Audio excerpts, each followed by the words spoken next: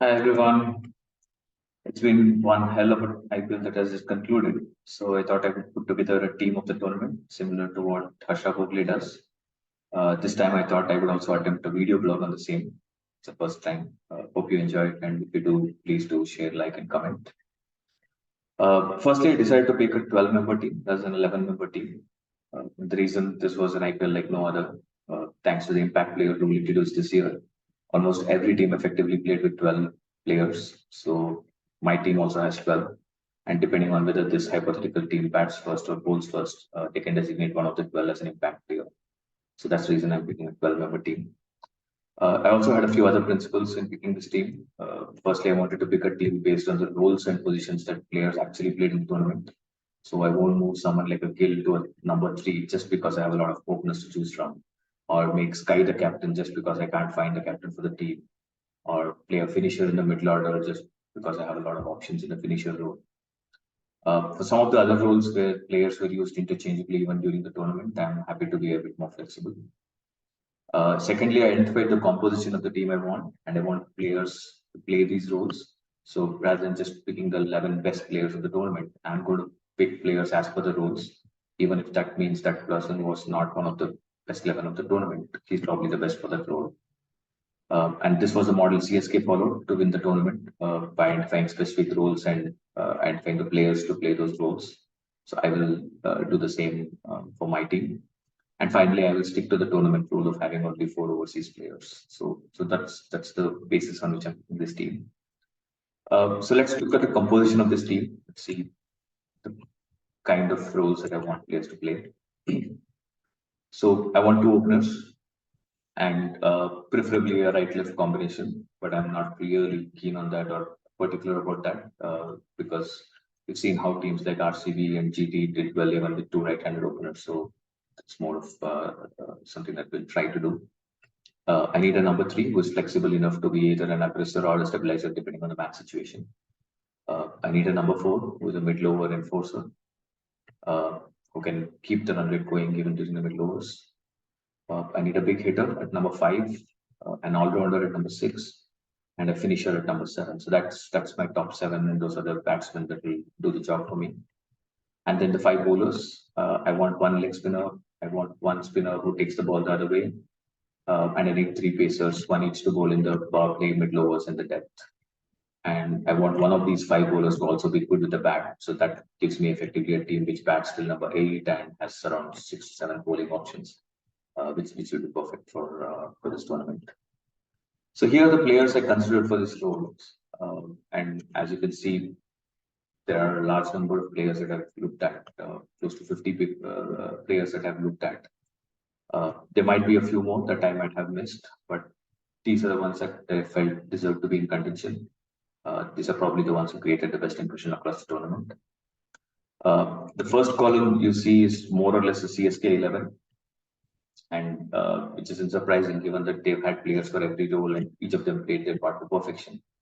You will also notice a gaping hole in the leg spinner category for CSK, and that's surprising given how many teams have relied on leg spinners to take wickets and win the matches. It didn't hurt CSK because the others did a great job, and Tikshana with his mystery spin probably compensated for not having the leg spinner. So the first job for me in this team is to pick a captain, which is actually the toughest task because this was a tournament where the captains actually didn't come to the party. Almost all the captains had an underwhelming tournament. So only four captains made it to this top 50. There's Dhoni, there's Faf, there's Nitish Rana, and there's Hardik Pandya. Those are the four that made it to this top 50. Dhoni was probably the obvious choice as a captain, given that they won the tournament and he did a terrific job taking that team to victory.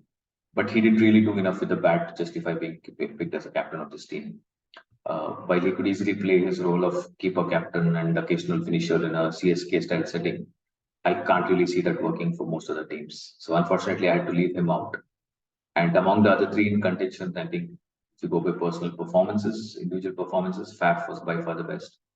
He was the orange cap holder at the end of the league stages. He had a phenomenal strike rate. He won several matches for RCB.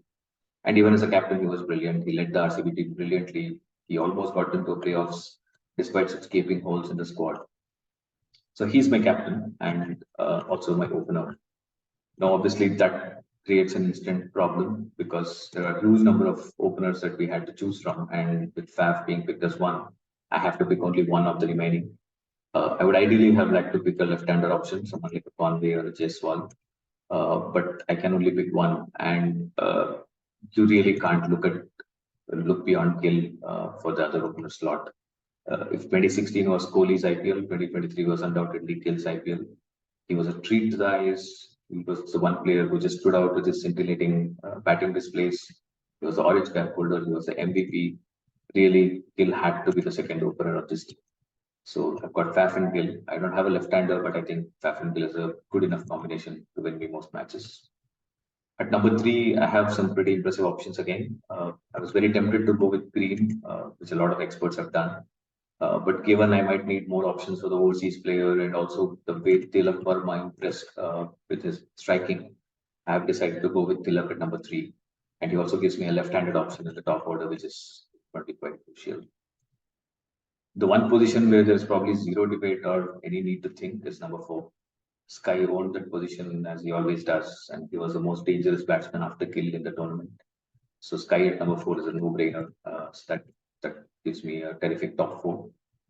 At five, I also needed to pick a keeper, and the way Henrik Klassen handled spinners and single-handedly held the SRH batting together, I had no hesitation with going with Klassen as my big hitter and without a bat, who also will keep. The all-rounder position, I have five right-handers at the top, which isn't ideal. So I have Tilak, but four other right-handers, and also I have to pick a left-hander who can bowl. It was really down between Jadeja and Akshar. Those were the two that I was looking at. Akshar was easily the better batter, but Jadeja was the better spinner. And the way Jadeja kept his cool and finished the final for CSK, I really couldn't look past him. So I had to go with Jadeja as my all-rounder. And at number seven, again, there are a large number of options for the finisher role. We had a lot of people emerging in this role and doing a great job thanks to the impact player role. But how do you look past someone who hits 5 sixes to win a game when 30 is required of 5 balls? And it wasn't just that one innings. There were several other good performances, and Rinku really was one of the finds of the tournament. So he's really the best option that I could think of for the finisher role. And that's the other reason I couldn't have someone as Dhoni as a captain, because then I would have had to leave off Rinku, which I really couldn't do. At number eight, I need a spinner who could also bat, and I also need somebody who can take wickets, and really can't look beyond Rashid. He finished a close second on the purple cap race, but also he was the batsman with the highest strike rate in the tournament, which is quite remarkable. If only the Indian team had somebody like that. So we picked Rashid as the number eight. The other spinner was a really tough choice. Ideally, I would have liked to pick someone like a Noor Ahmed or Tikshana, given how brilliant both were. But I already have three overseas players in my squad, and I might need one slot for another overseas pacer. So I picked the best among the Indian bowlers, and I personally felt Varun was probably the one that did the best job. Again, it's hard to choose given everybody did well, but in a misfiring KKR unit, he really stood out. He took 20 wickets, had an economy of just over 8, and was back to his best from 2, 3 seasons ago. So Varun was my other spinner. For the power play pacers, there were good options, but none as impressive as Mohammad Siraj. Repeatedly gave RCB brilliant starts, often getting rid of the best batsman of the opposition team. So I picked Mohammad Siraj as my power play pacer.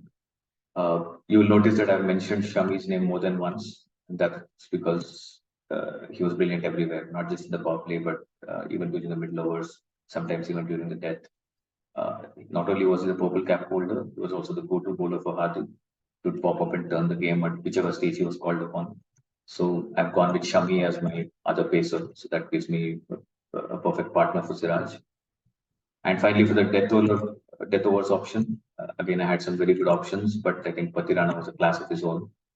He was very difficult to pay, regularly picked up wickets, had an economy of 8 in a tournament where teams regularly scored 50 plus in the last 4 overs, and this guy bowled pretty much almost in the depth. So it was again a fairly clear choice that I would have to go with him. So this is my 12 for the tournament. Uh, some choices I'm sure are a bit controversial, but I'm confident that this 11 can stand its own against any other team anyone puts out, and might be the best chance of actually an RCB captain holding an IPL trophy. Hope you like that. Thanks for watching.